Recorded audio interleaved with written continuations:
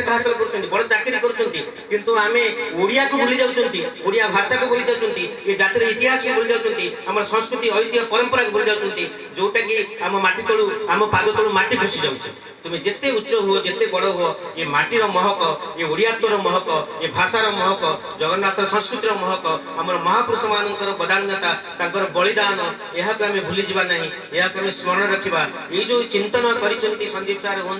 ये गाँव अधिवासी मैंने हूँ जो मैंने जो एभली गोटे उत्कल दिवस पालन करवा पिला जो खाली वैषयिक ज्ञान दौरान शिक्षा दौरान से सर्वस्व नुहे भर गोटे आध्यात्मिक चेतना भरवा जातिर इतिहास भरवा एवं आमर महापुरुष मान जीवनी भरवा पिला मुझे केवल जन शिक्षक भाव में तुम ये उपदेश देवी जिते पाच पढ़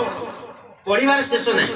एवं जिते तुम महापुरुष जीवनी पढ़ से तुम इन्स्पिरेशन पाइब प्रेरणा पाइब प्रतिकूल परिस्थिति निज जीवन को तुम केमती परिचालित कर सी शिक्षा तुम पाइब आदि तुम सब सुजोग अच्छे आम बड़े मनीष हाँ से तो जी नहीं सी हम जे प्रतिकूल परिस्थिति पहरी शिखी सी ही श्रेष्ठ मनीष हो पार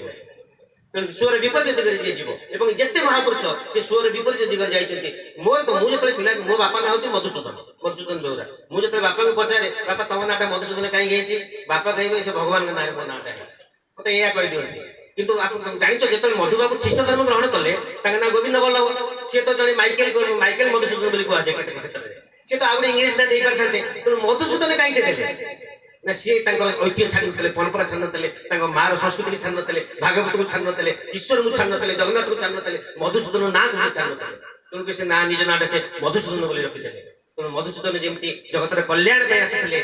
स्वयं कृष्ण जमी जगतर कल्याण हित आसी सब संस्कार करने आसते सर्वधर्म परित्यज्य मामेकं शरणं व्रज से भाव में मधुबाबू ओडिया जातिर उन्नति करने आसते यथार्थ से मधुसूदन समग्र ओडिया जातिर प्राण समग्र ओडिया जातिर उद्धारकर्ता त्राणकर्ता आज दिवस में आम जब पाद तले आम भक्तियुक्त श्रद्धांजलि अर्पण कर श्रेष्ठ श्रद्धांजलि तेणु समय हो जाए।